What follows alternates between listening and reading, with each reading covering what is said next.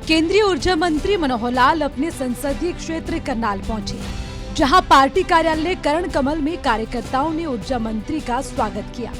दरअसल कुरुक्षेत्र में 4 अगस्त को मुख्यमंत्री नायब सैनी विधानसभा चुनाव का शंखनाद करेंगे, जिसमें केंद्रीय गृह मंत्री अमित शाह के साथ अन्य वरिष्ठ नेता भी मौजूद रहेंगे।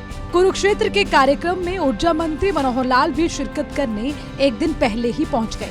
अपने संसदीय क्षेत्र में ऊर्जा मंत्री ने लोगों की समस्याएं भी सुनी। इस मौके पर ऊर्जा मंत्री ने कहा कि 12 अगस्त तक लोकसभा का सत्र चलेगा। व्यस्तता के कारण कार्यकर्ताओं से मिलने के लिए समय निकाला है, जिससे उनसे मिलना जुलना हो सके। पानीपत में भी लोगों से मिला, करनाल में भी लोगों से मिला और उनके काम किए।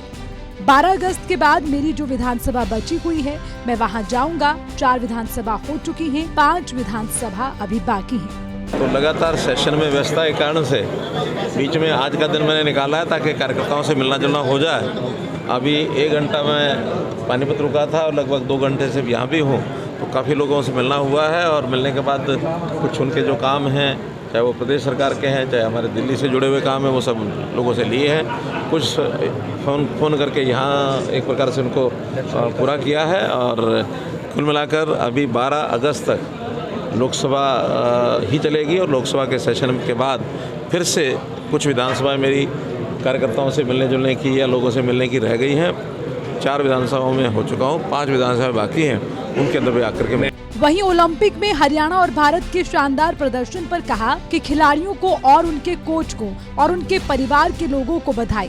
उन्होंने अपने प्रदेश और देश का नाम रोशन किया है। उन खिलाड़ियों को, उन खिलाड़ियों के जो उनको जिन्होंने तराशा है, ऐसे उनके कोच हैं, उनके परिवार के लोग हैं, उनको सबको बधाई देता हूं। और उन खिलाड़ियों को भी एक प्रकार से मैं पूरी बधाई दूंगा कि उन्होंने अपने प्रदेश का नाम ऊंचा किया, देश का नाम ऊंचा किया, परिवार का नाम ऊंचा किया।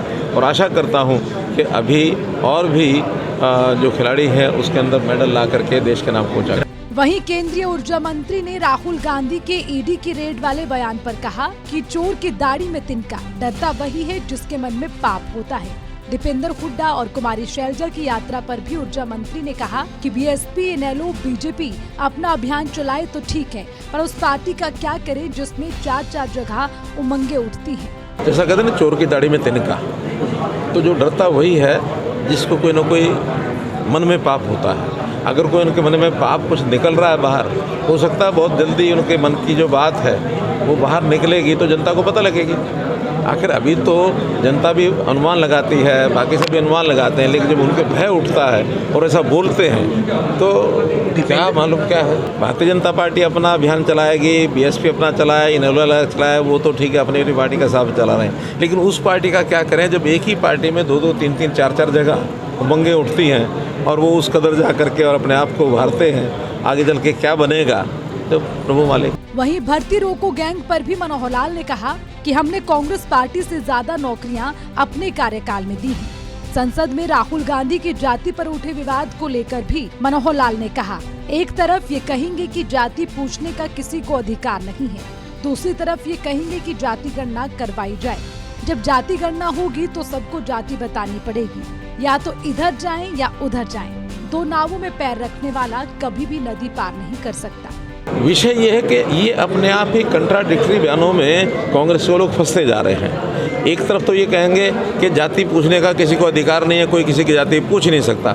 दूसरी तरफ ये कहते हैं कि जाति अनुसार गणना कराएंगे। अब या तो वो बात ठीक है या ये बात ठीक है। अगर आप जाति अनुसार गणना शुरुआत करेंगे तो जाति तो हर किसी को अपनी बतानी पड़ेगी। अगर जाति हर किसी को बताने के लिए कोई पूछ नहीं सकता तो जातिगत गणना का जो राग है आपका वो झूठा राग है। तो या तो इधर जाएँ या उधर जाएँ। 2 नाव में पैर रखने वाला कभी भी नदी को पार कर ही नहीं सकता, उसके दोनों पैर फटते हैं। वहीं प्रदेश के मुख्यमंत्री नायब सैनी की तारीफ करते हुए मनोहर लाल ने कहा कि मैंने उनके साथ काम किया है, वो सभी से सलाह लेते हैं और शानदार काम कर रहे हैं। मैं आज नहीं, नायब सैनी और मेरा संबंध बहुत पुराना 1996 से है। जितना अच्छे तरीके से काम को वो करने का उनका स्वभाव है, पहले भी वही था। पार्टी का काम किया, जिलाध्यक्ष के रूप में किया तब भी वही था, प्रदेश में श्रम मंत्री के रूप में काम किया तब भी अच्छा था, बाद में सांसद के नाते काम किया तब भी अच्छा रहा है, प्रदेश के अध्यक्ष के नाते उन्होंने काम किया वो भी अच्छा काम था। आज कोई भी कार्यकर्ता जो होता है वो जिस पद पर पहुंच जाता है वो अपने विवेक से अच्छा ही काम करता है, इसलिए अच्छा काम करने के लिए बहुत अच्छा काम कर रहे हैं। फिर भी किसी भी व्यक्ति को कोई कठिनाई आती है तो अपने सहयोगियों से किसी भी पूछ सकता है, उनको पूरी छूट है कि वो जनता से भी, आप लोगों से भी कोई सुझाव मांग सकते हैं, सलाह मांग सकते हैं, किसी से भी बात कर सकते हैं। सूर्या समाचार के लिए करनाल से हिमांशु नारंग की रिपोर्ट।